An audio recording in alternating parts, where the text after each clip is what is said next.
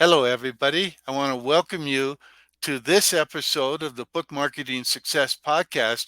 Today, I have a great guest. He's a book author, and he's called the Brand SERP, SERP Guy. And it's Jason Barnard, and he's coming to us right now from France early in the morning, late at night for me here in Taos, New Mexico. And we'll say the time, 2 a.m.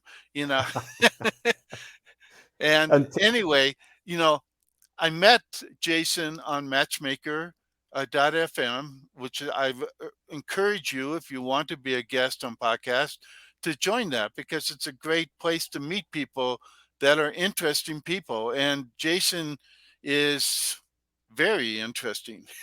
thank And you. he made a video showcasing how interesting he is. So I'll link to that video again in this episode. But I wanted to bring Jason on because he's just I think a brilliant guy from what I've seen so far, and I really want to learn more from him. So that's why I have him on. So Jason, tell me more about Brand SERP, SERP. Right, thank you for having me, John. That's an Yeah. incredible introduction, and I'm terribly flattered. Blushing a little bit now, the same colour as my shirt. Uh, I tend to forget that people don't know what a SERP is. It's a SERP, search engine results page. So it's what you see on Google when you search for something, or on Bing for that matter. And it's obviously kind of, some people talk about SEO, search engine optimization. And Right. my niche in that world is very, very small and at the same time very, very big, because I only focus on what your audience sees when they Google your name, your brand name, or in this case, your book name. And so it's Right. niche in the sense that I only focus on one little part, but it's a niche that everybody needs. And I love it. Well, I really caught it when I saw what you were doing because Mm. SEO can be very, very complicated. Yep. It can time consuming, and all that. But what you're talking about is just improving the results of your search engine result page and the knowledge panel that goes with it. And I think, from what you've just told me when we were conversing just before this, is that they're not that hard. It No. doesn't take as much work as SEO per se. It doesn't mean you shouldn't do SEO, but I really want to know what can an author who considers their name to be a brand name, but also book titles are often brand names like Chicken Mm. Soup for the Soul and the Dummy series and things like that. What can they do to make sure that they show up at the top of the search engine results page? Right, yeah. I mean, SEO can be complicated, and I use some SEO techniques because I come from the SEO world. But what I've brought into this world is the very simple SEO techniques that anybody can do. So what I'm doing is applying simple marketing to influencing, maybe even controlling what Google shows when your audience Googles your brand name or your book name or your book series name. So I think what changes here, it's a little bit like online reputation management, but when you don't have a problem and you're simply saying, I want my, let's call it a Google business card, or it could even be called your little mini Google site, because you want to make sure that on this Google mini site, this Google business card, Google is showing you in the light that you want to your audience. And people, a lot of people who aren't in the SEO world immediately think, oh, it's going to be terribly technical. I'm going to have to learn code. Oh, dearie me. And in fact, it isn't. It's marketing, and it's presenting yourself in a way that that Google can understand. And if we take a little bit of a step back, Google's scary, but I don't think it is. Google is a child. Google wants to learn. And we, as the responsible adults in the room, need to educate Google about us. So we're educating this child about who we are, what we do, who our audience is, and what that audience wants to see, because Google wants to show our audience what is valuable, helpful, and relevant to them when they're looking for us. And It's not really as much of a dictatorship as some people think of it because Google at the very basic is trying to give the best information out Yeah, there on something. They make, they've made mistakes with some of their misinformation and yeah. disinformation stuff, but for the most part, they're trying to help people to actually find the things that they really want to find and find the best stuff within that category.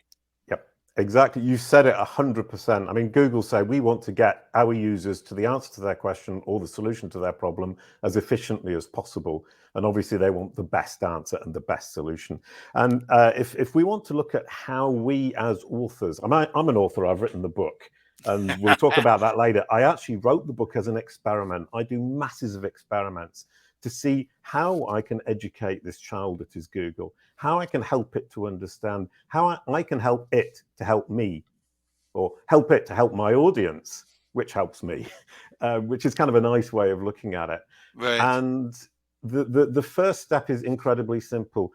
Google is looking for the website that represents you, that you control. And it seems strange that Google would be looking to you to describe yourself, but it is. I call that an entity home. It's a page on the web that represents you, the person, the author, where you explain clearly who you are, what you do, and who your audience is. And from that perspective, Google is looking for that because if you imagine this child, it's got a broken plate in its hand and it's trying to put that plate together as a puzzle because it's found lots of bits of information about you all around the web and it can't really fit it together. And if it can fit it together, it's not 100% sure, even if you've got Wikipedia. You know, Wikipedia isn't necessarily 100% true, and Google knows that. So it does need corroboration from other sources. So it's got this broken plate, and it's fitting it together. And what it's looking for is you, the person, to present to it the completed puzzle. And that's what you do on that web page. You present it with the completed puzzle, and then the little child says, right, I have got it right. And that's when it starts to allow you to control what your audience sees when they Google your name. And that entity home, and this is really important. Some authors are going to say, well, my publisher has got a website for me. So, or a web page, sorry, on their website for me. And that's fine. Problem there is you do not own that web page. Your publisher owns the web page. So you're giving control of your own entity identity to your Right. publisher. I think it was Stephen King, one of his books. It's a Facebook page that Google sees as the entity home, the place that represents. Facebook is not a place to allow Google to be looking at as a child to understand who you are, what you do, and who your audience is, because Facebook is full of very strange things from time to time. You're looking for a website that you own. So, you know, my entity home is jasonbarnard.com. And it's as simple as that. And on my entity home, jasonbarnard.com, what I have done is educated the child to understand that belongs to me and it represents me and it can trust me when I talk about myself. Right. Then I can educate it. And the education process is long and it's slow, but if you get it right, it gives you incredible power. And I invite you to search my name, Jason space Barnard, obviously 2 names, and see what comes up. And it gets really interesting really quickly. And it's a massive rabbit hole that once you start, believe me, you're not going to get out of this rabbit hole. And it's a lot of fun. It's incredibly interesting. And it does bring results. Yes, I understand that. At one point, for my name, John Kremer, I owned probably 9 out of the 10 first listings on Right. Google. And they found different, my social media pages and Yep. some of my websites and things like that. And probably normally, like 2 or 3 pages from my main website, which I Mm. presume is what happens with you too, and something like that. Yeah. And, and that's given that, there's probably, with my name, John Kremer, with the Kremer, you wouldn't think I would have that much competition, but there's at least 20 people in the world Yeah. that spell their name the same. One's a sports fisher in Alabama, another's All a right. German psychologist, and Wow. he's written books. So, you'd think Yeah. he would show up more. There's a minister, there's a football player in Pennsylvania. You know, I, All I right. I see them every once in a while because, of course, I have a Google alert telling me when somebody's writing about me. So, and I'm sure that that's probably one of your recommendations is to set up an alert, or Yeah, is it? yeah, definitely set up a. I've actually built a SaaS platform, a software as a service, Okay, and it does. It actually tracks what appears when somebody Googles your brand name. It gives you information about the sources that Google is looking for, and it actually tells you how to educate Google which sources Google is getting those puzzly pieces of plates from. so a little Um, piece of software code or something that yeah, people sign up for that service, and then boom, they're halfway there at least. yeah. If you're willing to put in the work, it basically says do this, do that, do that, do that, do that, do that, and bingo. Okay, And it also tracks the mentions. But I didn't build it as a mention tracker, but it tracks mentions actually better than mention.com or even Google itself, right. which I'm pretty pleased with. And it was total luck that it happened to be that good at it. It came out of something else I was trying to do. But I that's get the it. I beauty get it. of building these things, is that you're aiming to do something. And if you're not closed-minded and you're able to take a step back and see, well, actually, it does this too, and I hadn't thought of that. And being kind of open and honest with yourself is, I might not quite have achieved what I wanted over there, but it's had this knock-on effect over here, which is really interesting. And when you talk about dominating your own brand SERP, that's an interesting point because we all have ambiguous names. Jason Barnard, there are about 300 in the world. There's a footballer like you. Um, there's an academic in San Francisco, and yet I totally dominate. And that's a lot to do with the child being incredibly confident in what it's understood about me. Right. And so building confidence. So you've got this child, it's got its plate. And the more you can build its confidence in how it has built this little plate about you, the better you will perform in terms of the way it presents you. Okay. And you mentioned blue links, but there's also video boxes, there's author boxes, there's Twitter boxes. I just got song boxes on mine this morning, Huh. where you have my site. Obviously, you want your site to rank number one because that is where you want people to come Right. Right. to find more about you from yourself, and that's what Google wants as well. But you can also, underneath that, I've got my Twitter boxes because I use Twitter a lot. I've got author boxes, which is articles I've written for relevant journals and media platforms in my industry. And I've got video boxes because I produce a lot of video. And so Okay. Google is this multimedia machine. So if you can feed it the multimedia content, it will show it. Wow. I want to add more feed to Google. And this is really important to book authors, Yeah. especially. It would be for book publishers, but actually, I think authors should take control of their Mm. own name, and not publishers would be terrible at it. Well, I actually had a client. There are two authors with the same name, and Google kept getting the books mixed up between the two Right. authors. And she actually asked somebody at Google, "Can you correct this because you're mixing up these things?" And somebody at Google, a person at Google, actually went in and corrected it, which is brilliant because there's a little feedback button when things like that happen. Okay. And then within a week, it switched back. And then she came to me and she said, "I don't understand why it switched back." And the point is, this child that is the machine actually ultimately makes the decision. Even if you get somebody at Google to correct a piece of information about you, if the machine disagrees, it will switch it back. And so I Right. had to then do my Sherlock Holmes of digging down to find out why the child was misunderstanding. And it turns out that the two authors with the same name had the same publisher. Oh. And the publisher had one page that mixed them up. Oh. And from her perspective, it took her a long time to get the publisher to correct that page so that it separated them correctly. And it's easy to kind of look back over the spilt milk and say, well, you shouldn't have got the milk bottle out of the fridge when you've got greasy hands. But if she had had an entity home where she controlled it, she wouldn't have had to ask the publisher because the Right. child would have been looking to her website to see which book she had written and not the publisher's website. Right. And, I think that that's really important. It's like, one of the key, uh, I guess you could say, influencer sites, probably for Google, for authors, is Goodreads. Yeah. And you should obviously have your name on Goodreads, but Goodreads keeps wanting to give me these German psychologist books as mine. And I keep telling it, no, no, those aren't mine. Amazon does the same thing. It's trying to associate those German psychology books with me, and I'm going, no. Yep. It And is. Sorry. sometimes you have to keep telling them. Yeah, you have to insist. The problem with ambiguity of names is there, and as you can see, I mean, as you've just said, Amazon, Goodreads, all of these platforms have massive problems with that because of the amount of information they need to deal with and Right, the lack of human beings to actually do the work. And Google just looks at this information and aggregates it. John Mueller from Google calls it reconciliation. okay, The machine is reconciling this fragmented information, which is why I use that plate analogy.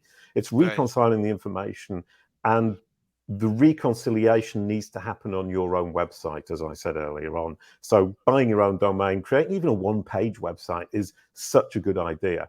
And creating a one-page website using WordPress or Wix or Foursquare or one of those other platforms is a very simple task, but the domain name itself needs to belong to you.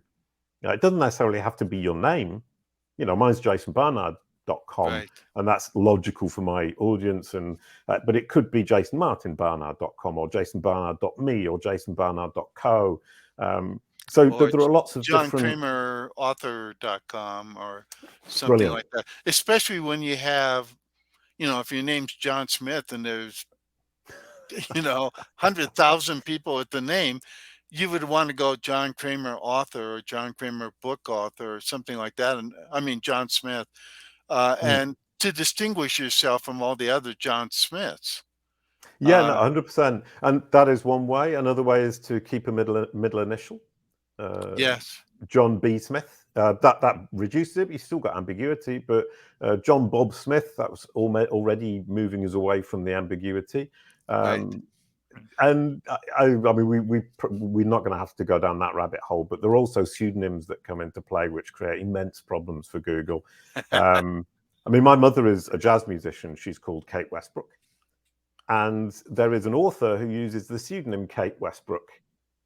And so now Google is starting to put my mother and this woman next to each other on my knowledge panel, Ah, which is slightly disturbing. so you have two mothers now. Brilliant. Wonderful. Who could wish for more? Yes. But yeah, and the knowledge panel. I mean, we talked about that a little bit before. I think it's really important to say what it is. That the knowledge Yes. panel is what you see on the right-hand side on desktop when you search for a person or a film or a Right. book, in fact, or a company. And it's Google's understanding of the facts, and it's Google's summary of that understanding of the facts. So what Google is doing is saying, here is a summary of what I have understood about this person, this author, or this book, or this company, or this film, that I think the audience of that person, book, film, whatever, is going to be interested in. And a lot of people think it just comes from Wikipedia, and that's partially true. Let's say 60% of it comes from Wikipedia at the moment, but that used to be 90%, and it's dropping very quickly. Google gets its information from all sorts of different places. For And example, in the it's tough with Wikipedia because you can't always control that listing, yeah, um, because yeah, there's new editors coming in all the time, mm, changing things and so on. But I have noticed that it used to be almost 100% for yeah, me. On the right side was Wikipedia, and that was not always useful information for me. no. And now I'm seeing that Google is starting to draw from other sources. Yeah, and in fact, the software as a service platform that I've built also tracks that. It tracks how much of the information is coming from different sources, which those Oh, sources are, great. so that we can then identify where we can place information to help this child build the correct plate. So it's Okay. not just having an entity home saying this is to the child, this is the information that I'm presenting to you. It's checking that the information about you all around the web creates the pieces that do actually fit together. So it all makes sense that all of this corroborative information is accurate and true. And then saying, well, where is Google looking within my industry? I need to place information there too to help the child better understand and build its confidence. So there's a Right. whole process that you can build. And what's really interesting, you were talking about kind of promotion and, making videos and so on and so forth. The more that you do that, the more information the child has. And the child is hungry for information. And when you think, oh, I can't create 200 pages because it's too many. 200 might be too many. I don't know. I've got 200 different pages that talk about me because I've created them. But Google digests literally thousands of billions of pages a day. So your 200 pages is absolutely nothing to this child. It's a tiny drop in the ocean. It goes through it processes the whole thing. It's very important for you, for its understanding of you, but in the bigger scheme of things, in terms of what Google is doing every day, it does it on such a massive scale, we can't even begin to understand and comprehend, I think. And I think it really serves in, like you said, you have 200 pages out there on other websites, not just yours. Yeah, exactly. And you're helping Google find you through other platforms. Yeah. And that's sort of what one of the things that with podcasting, and syndicating a podcast like this, it's going to about 40 websites, but they all lead back to my main website. And yeah, you've just nailed exactly what needs to happen.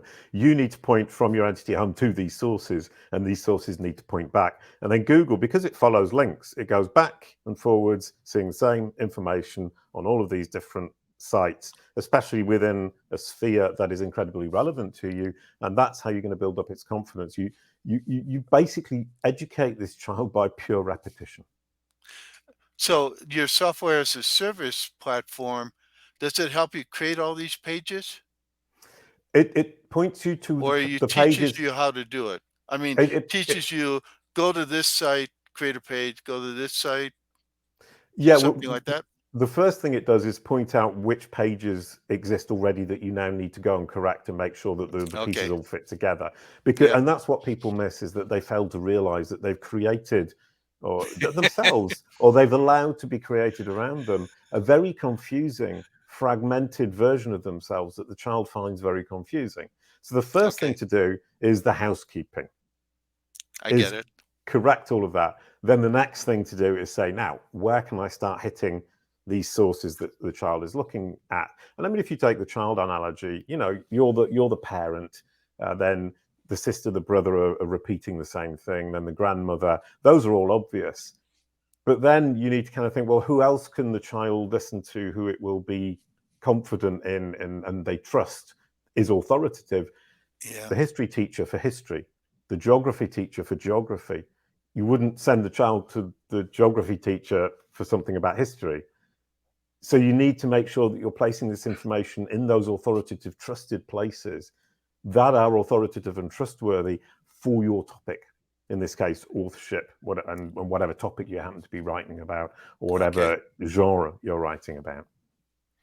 Yeah, I just because I've been working on the podcasting and so on, I'm discovering not only all the syndicates and apps and directories Mm, for podcasts, but I also, because I do a lot of videotaping of the podcast and also syndicate that, I've learned, like YouTube has a sharing button for, I don't know, about 10 different websites that you can mm, share your video to. So I started sharing that video to every one of those right. websites. And the neat thing about that is that it's reactivated some of the, like, as you said, things that you created a long time ago and then you just sort of let slide. Mm, So I have a couple blogspot page profiles, right. and I've let them go. Mm, But now, because YouTube encourages me to share it there, I've been sharing it. So I've reactivated those pages, and brilliant. and that's true for a couple other pages, a mix.com page, and a couple other places Mm, that, and because YouTube is connected with Google, hopefully that's going to help Yeah, lead everything back again to my main website at bookmarketingbestsellers.com. And, exactly. but it's something that I'm starting to play with as I understand what they're doing. And so Yeah. it's kind of neat because they've encouraged me to do it. Yeah, 100%. And your analysis is spot on. I mean, I think you've really nailed this. We've only been talking for like 35 minutes, I think, but you've already nailed what it is that needs to be done. And what I love about this is it's so simple. Somebody told me, don't share the secret that you've discovered. And I was saying to them, it's so simple. Any idiot can do it. It's not something I'll be able to keep a secret. What I need to do is write the book, create the courses, and build the SaaS platform that brings value to actually implement what I'm talking about. Because what I'm talking about is idiotically simple, Yeah. which is lovely. And when I think kind of one of those moments in life where you wake up one morning and you think, that's it. And the entity home idea with the corroboration and the broken plate and Right. the reconciliation was that moment for me. You think, I can explain this concept in 15 or 20 seconds. And that is a great sign that this is something incredibly powerful. Right. But now you've provided the SAS, the software as Yeah, a service platform that makes it easy for people to actually implement your ideas. Once they yeah, realize, oh, I need to do this, to me, it's like brain simple. Okay, go to jasonbarnard.com, something or other, yeah, or wherever you find the software as a service, and I will provide the link in the listing for yeah. this, and you can Well, share it at any time in the audio as well. That's fine. right, yeah. I mean, my company is called CaliCube, and the platform is called CaliCube Pro. Okay, And actually, I also do consulting, and I did 1 hour of consulting with a guy called G. Scott Graham, who's an author. And his knowledge panel, what was appearing on the right, was not very what he wanted. And I right, gave him 1 hour of consulting, and 3 months later, he wrote me an email about this long saying, thank you so much. It's all sorted out. It's now incredibly brilliant. It's exactly what I wanted. And once again, it took me 1 hour to explain to him, not just the theory, which we've already got, but right. exactly what he needed to do step by step. And he did it. And there was not one line of geeky code in there. It was all normal, everyday human being marketing and writing and correcting information. That sounds great. I've noticed in setting up the podcast syndication that some of the syndication platforms are terrible Yeah. in terms of trying to, say, "Hey, I got a podcast. Can you list it?" And then they're just like, oh, really complicated to try to figure it out. So one of the things I did is I figured it out, and now I've shared it with people in my Mm. podcasting for millions, 2 millions course, so that people can understand. Here are the steps. It's really simple Yeah. once you've dug out where it belongs, and things like that. And I would guess that you're Kelly, CaliCube Kelly. Pro. What is it again? CaliCube Pro. Kelly Cube Pro. Okay, and it's kellycube.com. Yeah, you got calicube.com and calicube.pro, which are Oh, two okay. different sites. And there's an interesting point is I did an experiment. Once again, I just spend my life doing experiments. And what I did was say, I have Calicube, the company, that's calicube.com, that does the consultancy service and Right. that exists as a company. Then calicube.pro, which is Calicube Pro, the SaaS platform. Calicube Academy, calicube.academy, which is the courses, and jasonbarnard.com. So each individual entity has its own website. And that has proved incredibly powerful for totally dominating. When you search for any of them, they will all appear on each other's brand SERPs. So I managed to control a great deal of what's being shown. Right. So that's a really neat trick. And if we come on to the book, another experiment is I actually started writing the book, and I'll show it because this is the opportunity. Yes. Uh, I started writing it not particularly because I wanted to write a book, but I wanted to see what effect it would have on my own knowledge panel, my own brand SERP, and Google's understanding of me. Because Google understood me as a musician because I was a musician, as you can see behind me here. This one, if I can do it, this one here, and this one here, and this one here. It's all music. So I'm actually a musician in Google's brain. And by publishing the book, I could get it to switch my subtitle from Jason Barnard musician to Jason Barnard author, which is more in line with what I do today in terms of digital marketing. And in And terms of actually selling the things that you're doing now, because the musician stuff is probably more locally controlled or real life controlled rather than digitally. But marketing a product or service or software as a yeah, service, you want to show up as something other than a musician, probably. exactly. Yeah, no, 100%. And the problem with musician is because of the way Google educated the child to start with, it educated the child using trusted databases that are human curated. So it started with Wikipedia, Wikidata, Freebase, IMDb, Music Brains, Discogs, that kind of site.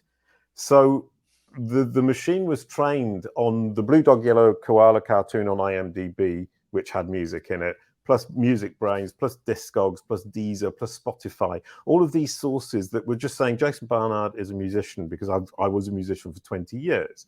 Right. And getting Google to change its mind once that's been anchored in its brain. This child, once it's understood something, it's very difficult to convince it to let go of that understanding.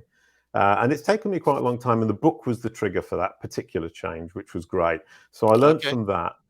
Then I wanted to see what happens if you search the name of the book and you get a knowledge panel. So it says this is the book by Jason Barnard. It comes from Google Books, obviously. And it then links through to me. So if you're searching for the book, you can find me, the author, and vice versa.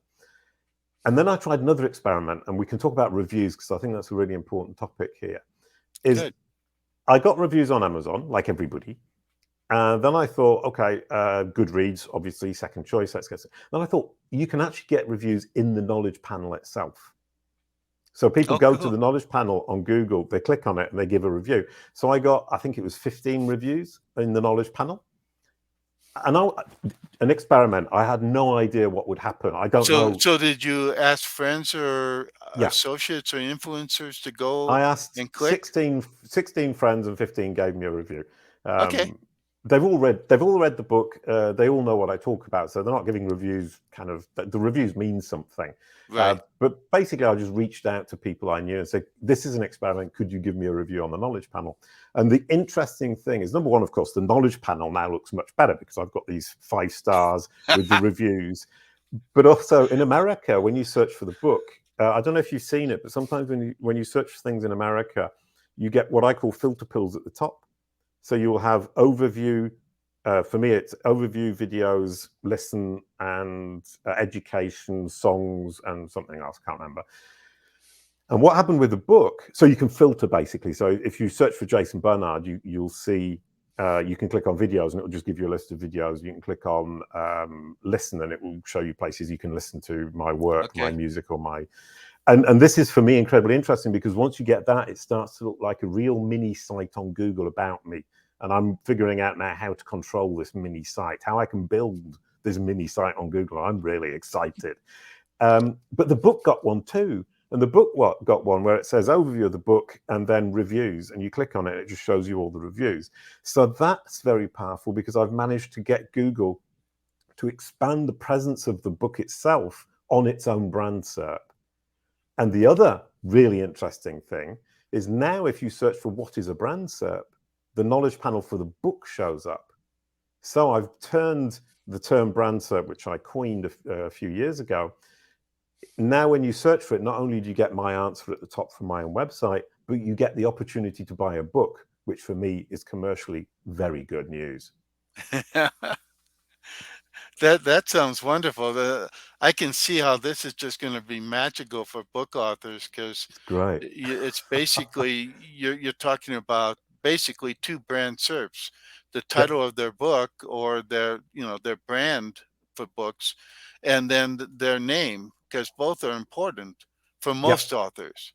And you have to control both, or you have to encourage the little kid of Google to discover what you really are about and what you're doing. Now, for some authors, I know I interviewed an author the other day that has like 4 or 5 different categories she writes in. She does a Right. couple fiction categories. She's got a couple nonfiction categories. So she's all over the place. She's probably Right. got 30 or 40 books. Um, Educating Google for something like that's probably got to be pretty hard. Yeah, no, it is. It's incredibly complicated. A guy called Andrea Volpini from a company called Wordlift, an Italian company, and they're brilliant. And he's a genius. Talks about facetedness. I can't even say it. Multifacetedness, and that's a massive problem for this child. I mean, my problem with multifacetedness is I've been a musician. I've made records. I've written songs. I made a TV series. I was a blue dog in a cartoon. I actually played 5 characters in the same cartoon series. I wrote it. I co-directed it. And now I'm a digital marketer specializing in brand SERPs with the book. That's multifacetedness taken to an extreme that Google really struggles to deal with. And what I'm finding interesting here is it gives me immense opportunities to experiment and see how we can educate this child and how we can get this child to represent us correctly. And that example about the songs is it thinks the songs are incredibly important, and they are. I'm very proud of the songs that I wrote and that I played and the albums that I recorded. Right. But right now, they're not the most important thing. So convincing the child to show it, I think it's important the child shows that aspect of my life, but it needs to prioritize the digital marketing aspect, the brand SERP aspect, and now the author aspect. And so, welcome you to the world of authorship. Thank you very much. The official welcome to the word of authorship. uh, I've been an author for, gosh, almost 40 years. Oh, wow. When I wrote my first book, uh, I'm still only 39, but Brilliant. my And mom with was 39 for about 20 years. Uh, but I admit my age. I'm 73 right now. You really, know, and I'm wow. I'm That happy. that that that that surprises. I wouldn't have guessed it. You really don't look, or your vibe and your energy is definitely much younger. Well, my mental age is 14. Or Brilliant. my emotional age, I guess, is more accurate. My But mental how many age is books have you probably, written? I've lost count. But Oh, when you count variations, like my main book, 1001 Ways to Market Your Books, has gone through 7 editions. wow. So over 35 years or something like that. So I update it every once in a while. But it depends on how you do it. Because for one thing, I love quotes. So I've compiled like 40 quote books. Oh, wow. I haven't put them all up for sale yet, but I've compiled them. They're all somewhere between 150 and 300 pages. Are Uh, they big long quotes or very short quotes? they tend to be short quotes, Oh, can you but quote me, please? send me some great quotes and I'll put them in. Google is a child thirsty for knowledge. No, We need to learn to send educate it. send me the quotes. Oh, darn. I can't just say it online. uh, just, you know, uh, I have too much input and too many things to look for. So if you want me to do something like that, because I do, I have a one. I'm doing multiple podcasts as well. I All do one right. called "Tell Me a Story," which is stories. And if you want to contribute one, I'd be happy to share a great story. They're Oh, usually, somewhere between 1 paragraph to 5 paragraphs long. If you record the audio or if you have one already telling a story, I'll be happy to include it. Otherwise, just send me the words and I will read the story. Um, so I started that podcast to share my wife's stories because she has a lot of short stories. right. But now I also have a new podcast called Heroes for Today. And it's people taking a controversial position on some topic, political, social issues, things like that, where they're being what I consider brave heroes. Right. So I'm sharing their quotes. Brilliant. and Wow. and so I'm having fun with that. I've almost done compiling 2 books on that, compiling the quotes. So that's coming. So I'm a intense content creator. So you know I'm well Yeah. known for my, yeah, as a book marketing expert, but I do a terrible job sometimes marketing my own stuff because I'm going, oh, new Bible, and you to go chasing off in another direction to write another book, and so anyway, it's kind of interesting. So I end up in a lot of different categories as well, Right. but that's fine. The thing is, if my name shows up, all the books will show up. Right. Which is the, I mean, the Google child has made the connections, and it can make those connections, and those connections, we think they're incredibly obvious. We're kind of thinking, why isn't it understanding when it gets it wrong?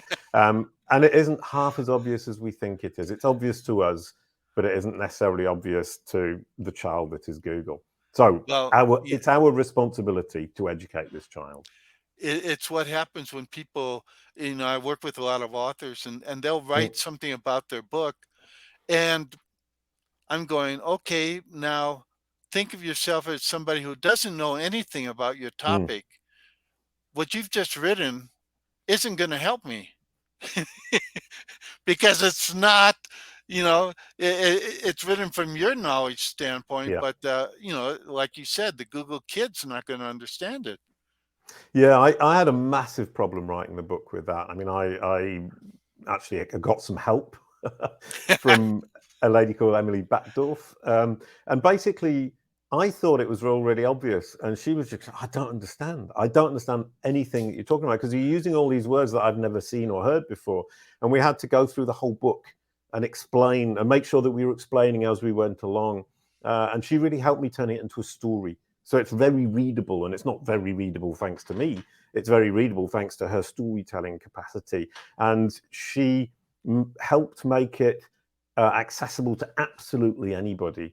And the test was that her boss didn't talk to me at all for the entire time we were writing the book. And the test was, we gave it to her on a Friday evening, and on the Monday morning, she had to have read the book from start to finish and come in and hopefully say, yes, I understood it all. It made total sense. And I was very nervous that whole weekend. Would it make sense to Zoe, the boss? And the answer is yes, it did.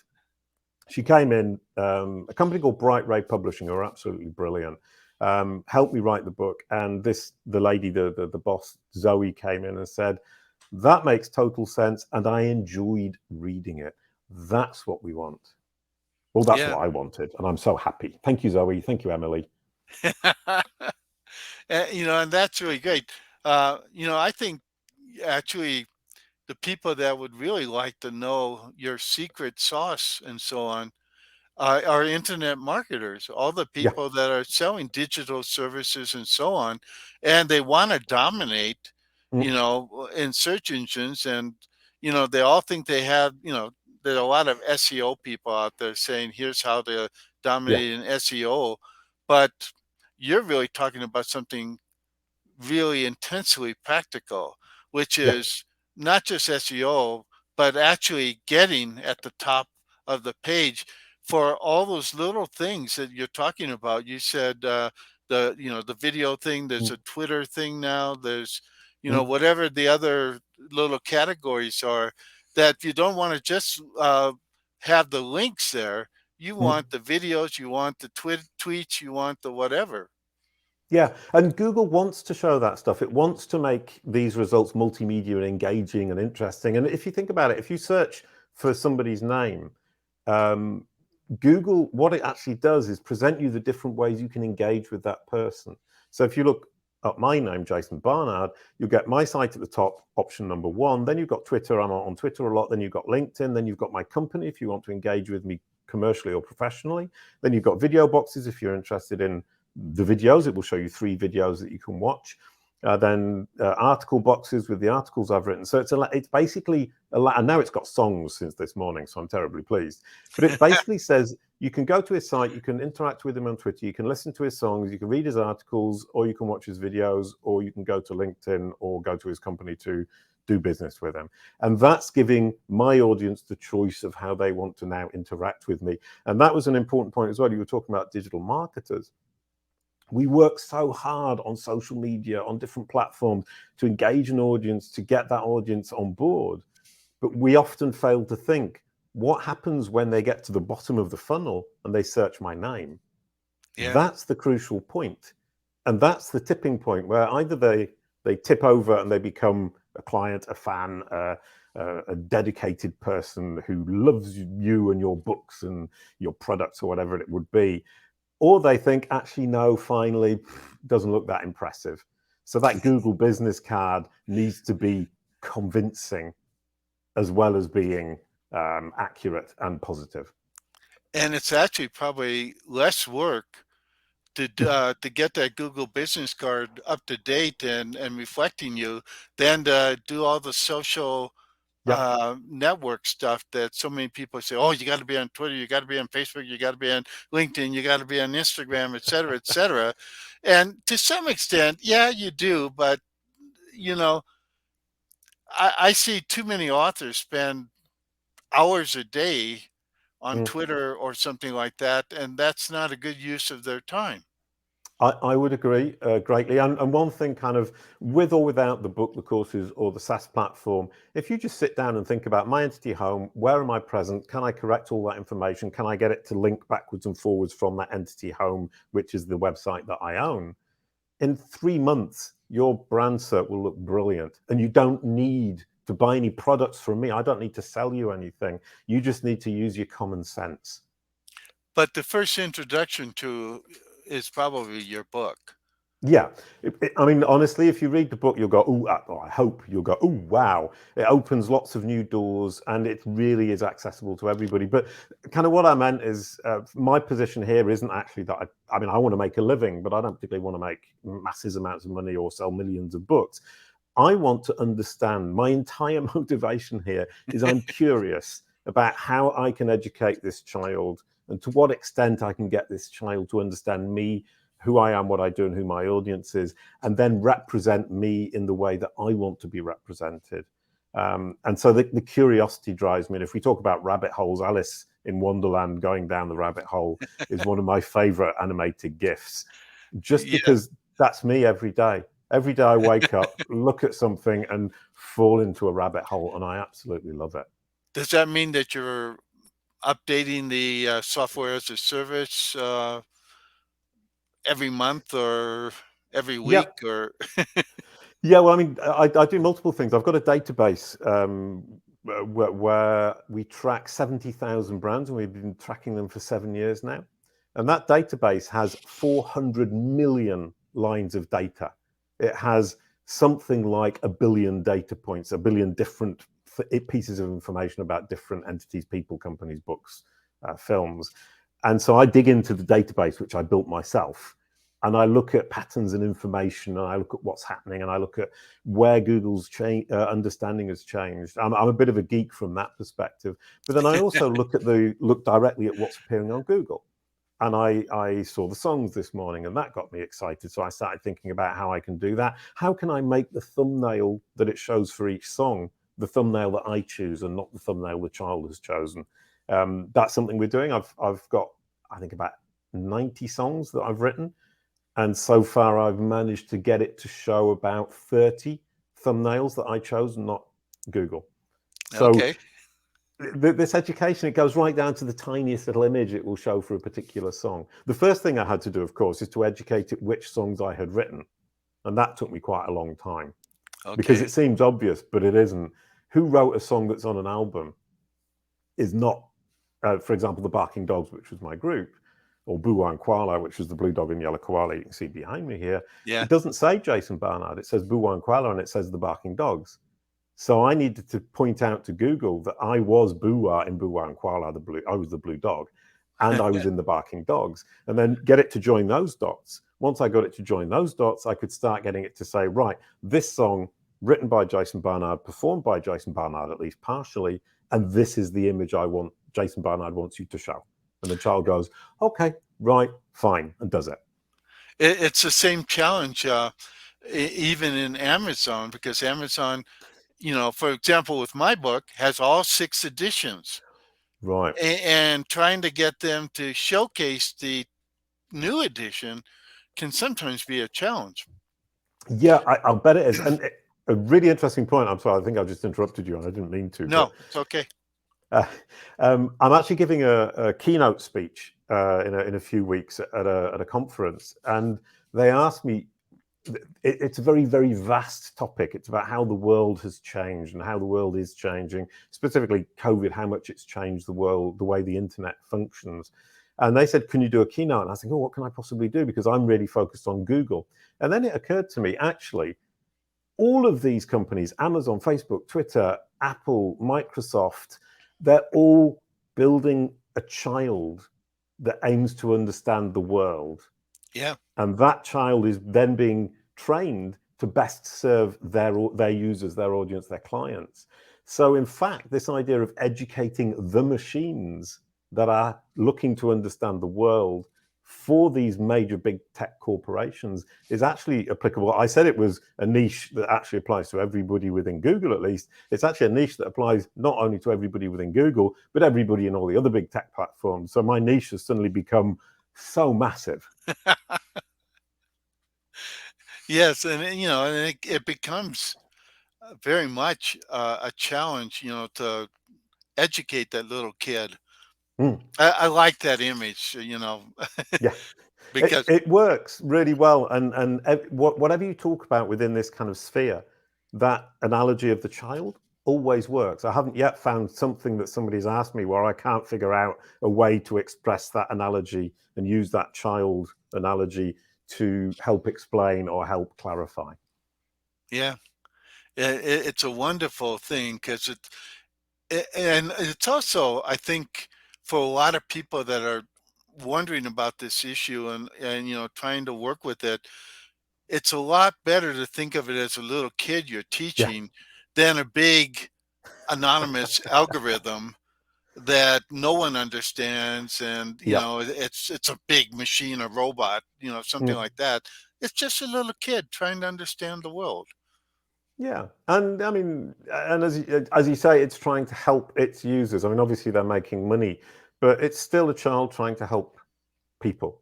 Um, the I actually, the first time I ever talked about it was I live in France, and I've just got French nationality a couple of years ago, and I'm bilingual in French.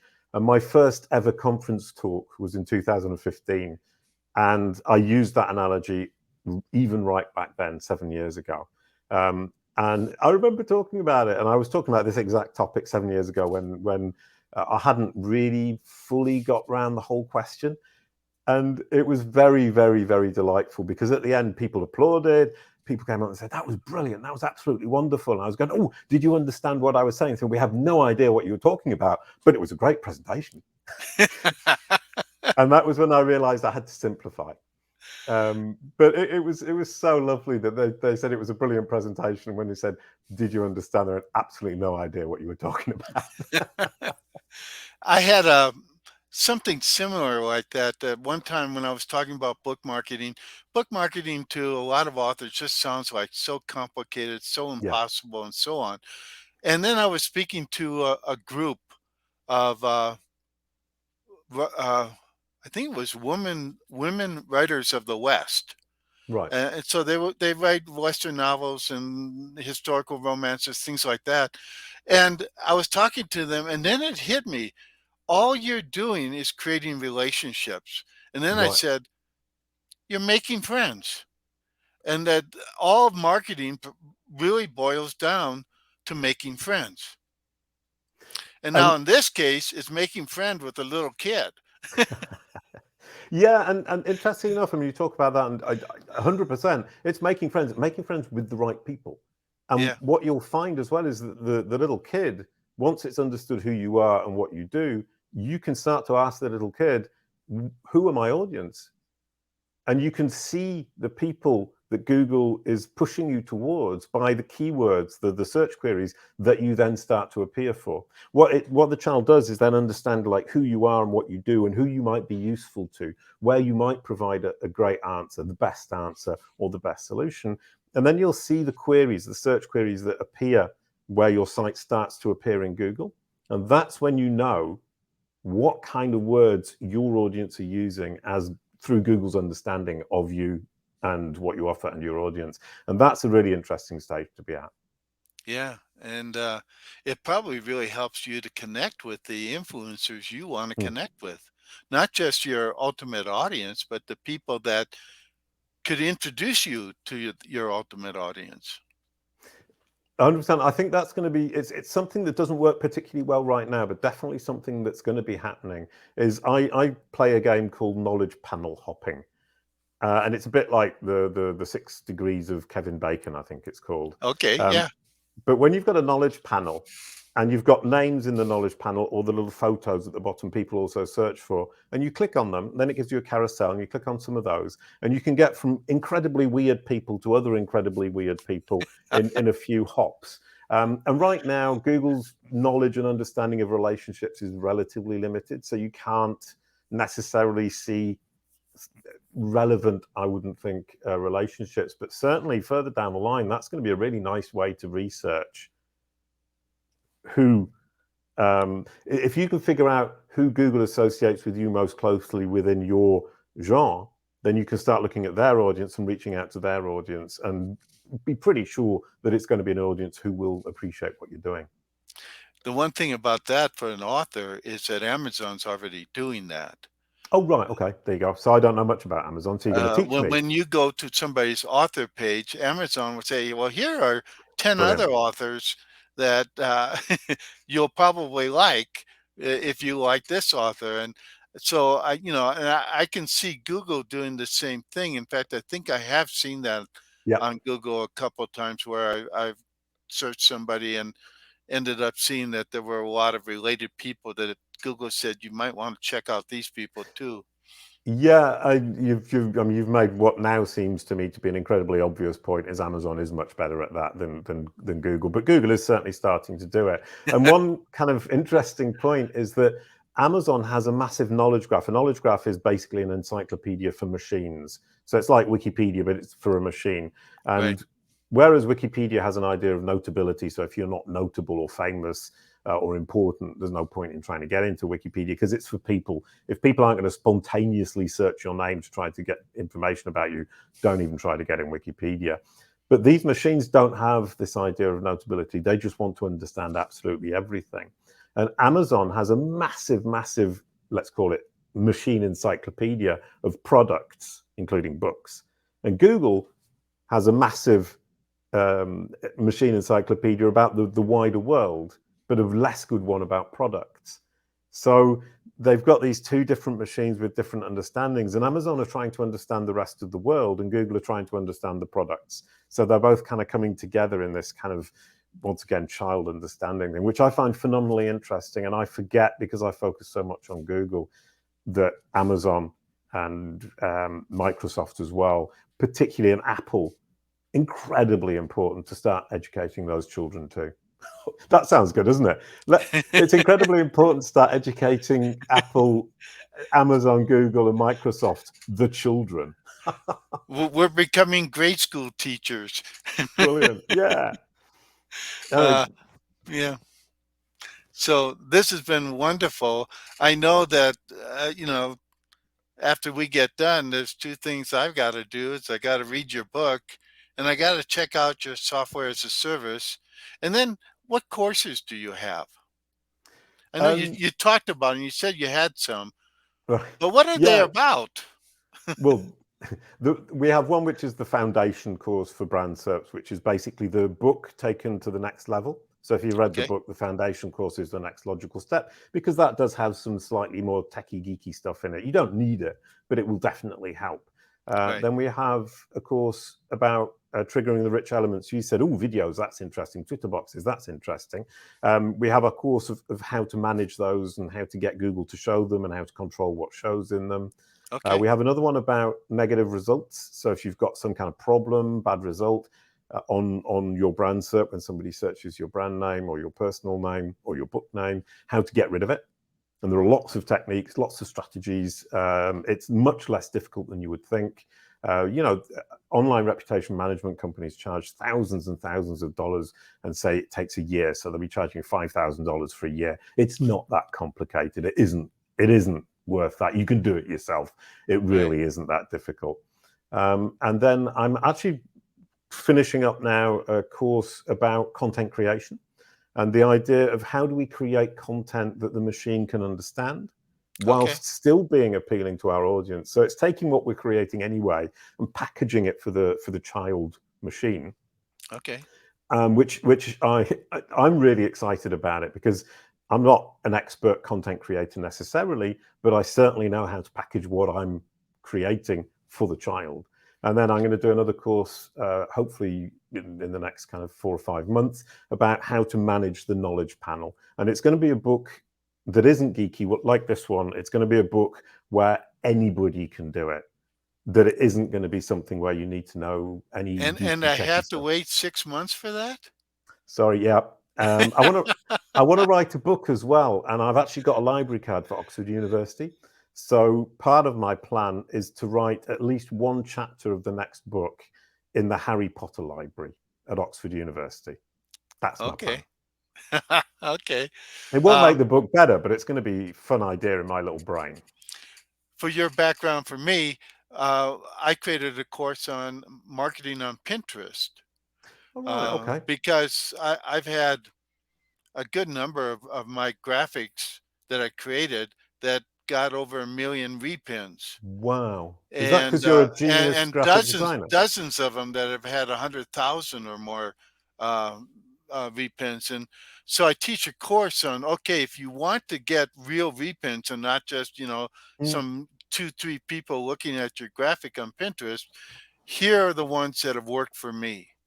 And that so sounds in. I actually talk about it because my main value is it's a thing called typographics, where you're not just putting in a headline, but you're giving them 5 or 6 tips in the graphic so that they Mm, know if they click on that graphic, they're going to get to something that has actual information rather than, right. junk. Typographics. Yeah. So Genius. anyway, and that course has done very well for me, as Mm. a course that helps people. And, so that's wonderful. So it looks like you're going to be reading my book, taking my courses, and I'll be I taking your am. courses and reading your books. That might be the case. So anyway, I think it's those are two of my action steps: is read the book and look at the software as a service, Yeah, and decide. It sounds like something that's like a no brainer to want to sign up for it, given once you realize how important the brand SERP is. 100%. I think once people kind of cotton onto the idea, trigger onto the idea that the brand SERP is phenomenally important, it's bottom of funnel audience. You've worked so hard to get them to know who you are, so that they're actually interested in you, interested in your books, in this case as Right. an author, or your products as a company. It seems foolish in the extreme to me not to design that Google business card and not to manage that mini website that Google is creating for Right. you on its results pages. Yeah, I actually have to check mine out again. I haven't done that enough. There was a time when I would search every week to just see where I was, but Mm, and I owned, back when I was really doing a lot of website content, I owned incredible number of number one search terms, right. and I've lost a lot of them because I'm not doing that content anymore. But I should check out, see how my name is, and where I stand for the term book marketing, which I'm trying to own that term in social media and other places. Right. Yeah, there's a concept now with Google which is called topical authority, and that's incredibly important. It's more important than the number of, or the words in the pages, as it were. Obviously, you need to use the vocabulary of your audience, but what Google is looking for is people, companies who are topical authorities on their speciality. So Right. you need to demonstrate to this child that you are the authority on the topic of book marketing. I need to convince it that I'm the authority on the topic of managing your own brand SERP and educating the child. Oh, that's ironic. I'm convincing the child that I am the authority on educating the child itself. Genius. It just all goes into a circle. Yeah, and the child goes mad, and then Google blows up. Brilliant. I doubt it's going to blow up. And I think, we have a real responsibility to help educate that child, Mm, uh, so that it really understands what we're doing. And, so I'm really happy I was able to connect with you because brilliant. it's just, I've loved this session that we've had. And, I may have to come back to you again just to have some more fun. Definitely, with immense pleasure. I would love to come back. And I really enjoyed digging down into the world of authorship and books because obviously with brand SERPs, it applies to everybody. And so what I enjoy about this kind of show is people come to me with a local business angle, or in Right. this case, authors or films. And so all these different podcasts that I can appear on, and you force me to look into the specific rabbit hole of this particular audience. And it's wonderful because I learn loads just from being well, prompted by you, by your questions, to think about it more in your context, which is lovely. Yeah. It's one of the reasons I like going out and speaking to audiences because I always tell them, look, I'm getting more out of this than you are. Because Yep. when I go and speak live, I've I'm there for 2 or 3 days, and I'm asking question after question Mm. after question of the people. They share stories of what worked for them and things like that, and then I just pass it on. And, I love doing that kind of thing, and, you seem Yeah. to be of a pretty similar mindset. I think we're more similar than just the white beard. I still got hair. Oh yes, yeah. I think we are similar characters. I think there's a great similarity, and I agree. You know, asking questions, listening to people. That's how I've learned so much of what I know today. And listening, understanding, hearing people talk about something they truly know and they're truly enthusiastic about is where I learn stuff. And today you've taught me a few things and pointed out some things that I now see as obvious, like Amazon is going to be better at predicting which books you're going to like than Google. Well, that'll probably stay pretty well, Mm, especially since Amazon also owns Audible, and right, so they're paying attention to what people are listening to. And my wife, because she can't read that well right now because she's had glaucoma and cataracts, so right. she I'm listens a sorry. lot. So her whole profile now is on Audible, and Right. but it's under my name, so Audible is going to get confused. Right, yeah, and that is going to be a problem is when people use other people's accounts, it gets very confused. But in fact, IMDb belongs to Amazon as well. And Um, Goodreads, and Goodreads too. So all of this is feeding into Amazon's massive machine, and they and, have a and big one, yes. yeah, and then Google is also crawling all of this information using its bots for the index, so it's learning from all of these Amazon points. So from a book perspective, coming back to kind of how to promote your book, don't forget Goodreads, don't forget Google Books. You can give reviews on Google Books, give reviews on the knowledge panels, or get reviews rather on the knowledge panel, Yeah, which feeds directly into Google, which is going to help Google understand you better. And if it understands you better, it's more likely to present you as a great opportunity, solution, helpful resource for its users. right. Thanks a lot, Jason. For people who want to know more, go to well, just Google him. If he's Brilliant. any good, you'll find him. Brilliant. Yep. Absolutely. If I'm any good, Google my name, you'll find me, and it's up to you how you connect. Thank you. Brilliant. Yeah, otherwise, it's jasonbarnard.com. Exactly. Thanks Thanks a a lot, lot. man. That was brilliant, John. Thank you.